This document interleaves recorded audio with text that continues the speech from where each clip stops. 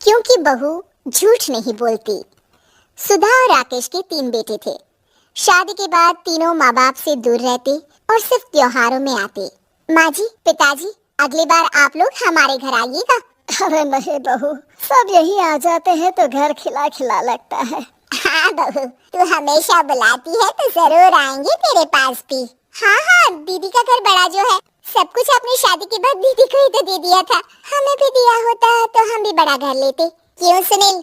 अरे नहीं, पापा ने सबको एक बराबर ही दिया है। छोटी बहू, क्या चाहिए तुम्हें, बोलो।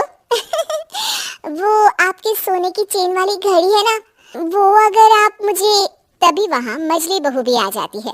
और मुझे ना आपका मंगलसूत्र कितना लंबा, सुंदर और भारी भी है। अरे हाँ हाँ, तुम दोनों को ही दूंगी बहू, चिंता ना करो।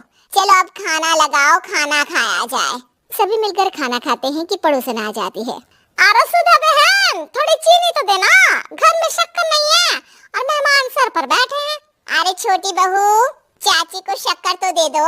अरे मछली दीदी, आप दे दीजिए ना, मैं यहाँ कम आती हूँ तो मुझे पता ही नहीं है कि सासू माँ सारी चीजें कहाँ रखती है। और तुम मैं कौन सा यहाँ रोज शक्कर फाँकने के लिए आती हूँ, मुझे भी नहीं है पता। तभी बड़ी बहू हाथ में चीनी की कटोरी लेकर आती है। चाची, शक्कर आप लोगों का बड़ा सहारा है माँ जी और पिताजी को, वरना हम लोग तो यहाँ रहते ही नहीं। आप जैसे पड़ोसी हैं तो हम निश्चिंत है। और जीती रहे बहू, अब तो ये घर पड़ोस कम परिवार ज्यादा लगता है। सुधा अपनी बड़ी बहू को देखकर बहुत खुश रहा करती थी। वो उससे अक्सर घंटों बात भी किया करती, लेकिन दोनों दूसरी बहुओं का भी वो समझती थी कि शायद छोटी है, वक्त आने पर संभल जाएंगी। समय आ जाता है जब सभी को वापस जाना होता है।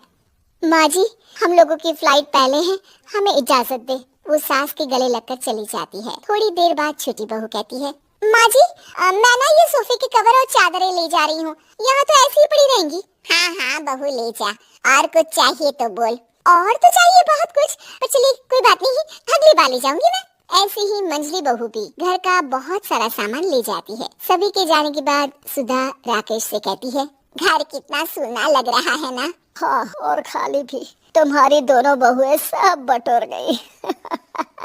अरे ठीक है ना, हम दोनों ही तो हैं, कितना सामान लगेगा, फिर उन लोगों की नई गृहस्थी, इतना मत सोचा करे, समय बीतता है। ऐसे ही हर साल त्योहारों में सुधा और राकेश के बच्चों की बहू आते और जाते वक्त ढेर सारा सामान पैक कर कर ले जाती। लेकिन कुछ ही सालों में सुधा का देहांत हो जाता है। पिताजी, आप यहाँ अकेले क्या करेंगे, हम लोगों के साथ चलिए। अरे नहीं नहीं बहू, इस घर में सुधा की यादें हैं, मैं उसे नहीं छोड़ सकता हूँ। अब तुम लोगों की माँ नहीं रही। देख लो, वैसे तो मैंने उसके जीते जी सब कुछ दे दिया है, लेकिन कुछ उसका पर्सनल कीमती सामान था जो ये है, ले लो। सामान में होती है एक घड़ी और एक मंगलसूत्र। माँ जी ने कहा था कि वो ये घड़ी मुझे देंगी। हाँ हाँ पिताजी, माँ ने सबके सामने ये घड़ी सरिता को देने के लिए कहा था। उठा लो सरिता माँ की घड़ी। अब क्या था, छोटी बहू फट से घड़ी उठा लेती है। और पिताजी, ये मंगलसूत्र तो माँ ने मुझे ही देने को कहा था, याद है ना? वो सभी की ओर इशारा करती है। तू भी ले ले ये हार बेटा, कोई बात नहीं। मंजली फटाक से हार उठा लेती है। ससुर बड़ी बहू की तरफ देखते हैं। तुझे क्या दूं बेटा? पिताजी, माँ ने एक चीज मेरे लिए भी रखी है। सभी के कान खड़े हो जाते हैं कि आखिर सास ने क्या रखा होगा बड़ी के लिए। अरे माँ जी तो दीदी से प्यार भी ज्यादा ही करती थी, हमेशा उनसे बात किया करती। जरूर कोई बड़ी और अपनी प्रिय चीज दी होगी दीदी को। और देख लेते हैं ना, वरना तो हम भी बराबर का बंटवारा करेंगे। हाँ हाँ, कर लेना बंटवारा। लेकिन बड़ी बहू बताओ तो, सुधा ने क्या रखा है तुम्हारे लिए?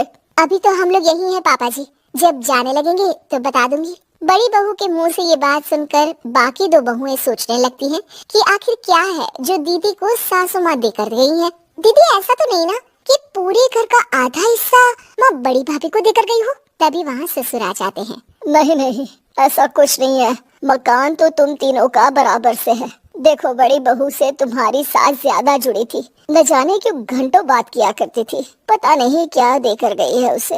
और ससुर जी, आपको क्या पता, चालाकी से पूरे घर के पेपर में साइन करवा लिए हो, या फिर कोई छुपा गहना। आखिर मकान पूरा तो आपने सास माँ के नाम ही कर रखा था ना। अब घर में ये सस्पेंस बन जाता है कि आखिर बड़ी बहू क्या लेकर जाएगी। फिर वो दिन भी आ जाता है जब बड़ी बहू के जाने का समय हो जाता है। बेटा, परसों तुम चली जाओगी, बताया नहीं, माँ ने तुम्हें क्या दिया? घड़ी और हार जो बेशकीमती था और तुम्हारी सास को सबसे ज्यादा प्रिय था, उसका तो बंटवारा भी हो चुका है। अब तुम्हारी बारी। हाँ पिताजी, आज मैं ये बात बताने ही वाली थी। माँ ने मुझे उससे भी बेशकीमती चीज दी है और वो है आप। आपसे अधिक प्रिय उन्हें कुछ नहीं था। माँ चाहती थी कि आप मेरे साथ रहें। चलिए पिताजी। बेटा, मेरे पास तो कोई पेंशन भी नहीं है और ना ही कोई प्रॉपर्टी। लेकिन आपके पास संस्कार है पिताजी, जो मेरे बच्चे आपसे लेंगे, तो आपको ले जाने पर स्वार्थ ही है मेरा। चलिए ना पापा।